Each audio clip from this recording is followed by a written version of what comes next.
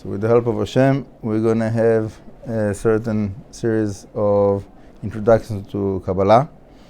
B'ezrat Hashem, we'll try to keep it around 10 minutes learning to keep the concentration. Okay, so probably for a first session of introductions to Kabbalah, let's define a little bit what is Kabbalah. Okay?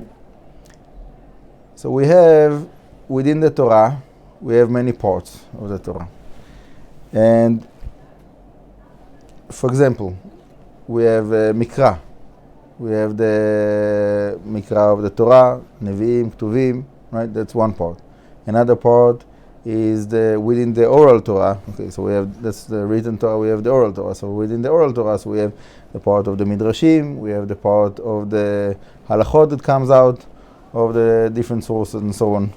And within that, we have like levels upon levels. Okay. The Kabbalah is another way of how to relate to the Torah. That is not coming instead of the rest, is coming as additional level.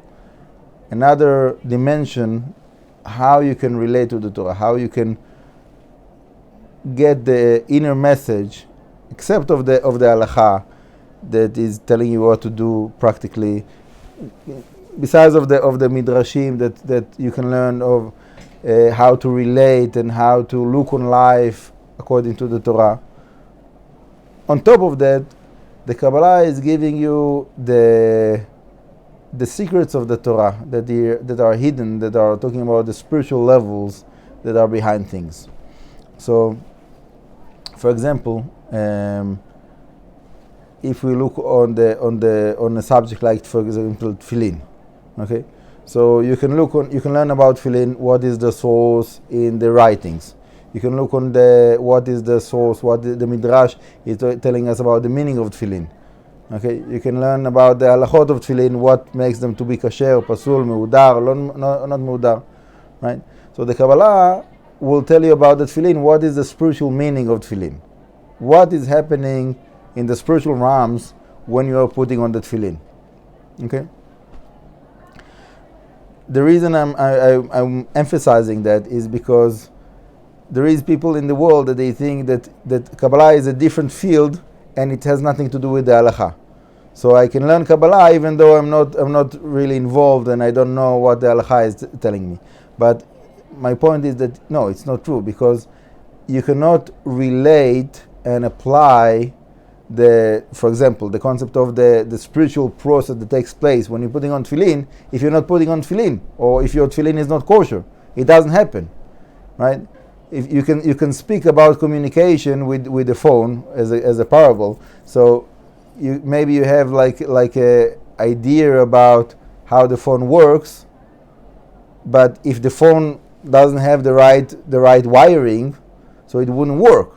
You cannot like call, you cannot receive calls, right? So the same thing, if you have mitzvah that you're not keeping, or you're not keeping in the wrong way, you don't know the halacha of it, so all of those wonderful secrets of the Kabbalah will not apply in that case. Okay, so that was one point that is important for me to say. Now, besides of that, again, within the Kabbalah, you have many like subcategories of the Kabbalah. So, for example, keeping on with the tefillin subject, so the part that I'm involved with mostly is the Kabbalah of the Arizal, Kabbalah of the Rashash, Ramchal a little bit, which is basically the same continuation.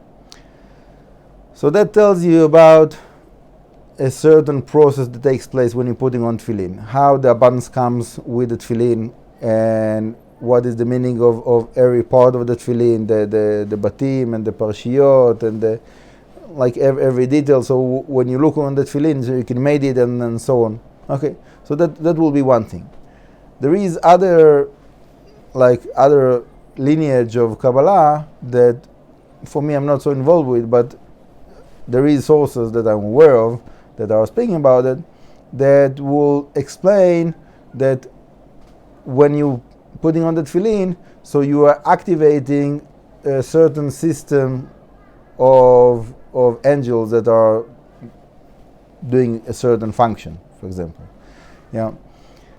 So other people that are doing meditations that are not according to the Arizal and the Rashash so much, so when they will put on that tefillin, they might have a meditation of a certain set of names of angels that right now with the mitzvah of tefillin they are activating.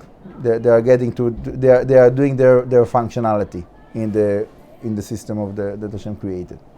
Okay, obviously when you have a true source, so it's true, but for me the fact that it's true, it doesn't mean that that's what I need to focus on or that's what I need to meditate on. Okay,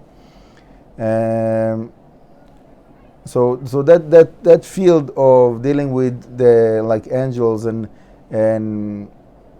things that are more connected to the physical dimension, there is a reason that I'm avoiding to speak about, to teach about, to deal with it. And the reason is because I'm following the Arizal. And the Arizal said that when a person is dealing with it, it's very likely that the external forces will get some of his, let's say, energy, or you can say, or like it. I'm not sure how to put it in English, but there is a concept of like achiza. The external forces are grabbing some of it. Okay. So the Arizal, that is the tradition that I'm following, the Arizal and the Rashash. So they said, no, we're not dealing with practical Kabbalah. We're not dealing with all of those like names of angels so much. There is, you can find like some names of angels in the Arizal and the Rashash, but it's not the main focus. It's a side point. Like also that happens, also that takes place, but that's not what we need to put our strength of meditation about. Okay, so in other words, we'll speak further on about how the light of Hashem is coming into the creation, and the first layers that are receiving that light, it is very clean and pure. But as much as there's more layers that the light is expanding through them, so the most external layers, there is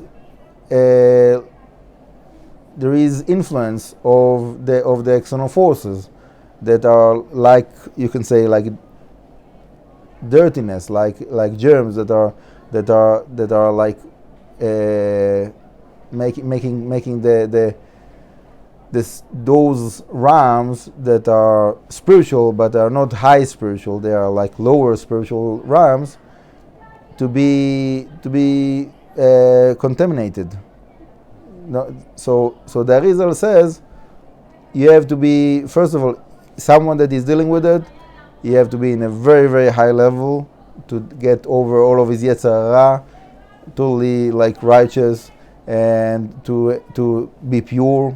And we cannot really have purity today, even though we're going to the mikveh. That's the best we can, but it's not giving us the full purity as we should have, because we don't have the ashes of the red cow, so we still like have the impurity of death upon us. And also you have to make sure that you have the right tradition. And the Arizal says in his time, 500 years ago, we don't have the right tradition. The books that we have are full of mistakes. That's what he says in like 500 years ago. So how much more so today that we have copies of the copies of the copies that they took from those books, so that he spoke about. So it's a very, very kind of problematic field, but there is people that are dealing with it and they're getting their enthusiasm and inspiration from that field. So we're going to speak about it a little bit to touch the subject, to understand about the subject, but for me that's definitely not the focus. What I'm focusing about is the worlds that are very, very close to the inner light of Hashem. Okay, those realms that are the higher spiritual realms, that they are pure and holy, and there's not so much danger about it. That this is the realms that the Arizal was giving his meditations, his focus in his teachings, and that's what I'm following. That's my tradition that I got from the Yeshiva Betel, and that's what I'm trying to bring to my students with the help of Hashem. So, Bezrat Hashem, to be continued. Baruch Adonai Le'olam. Amen v'amen.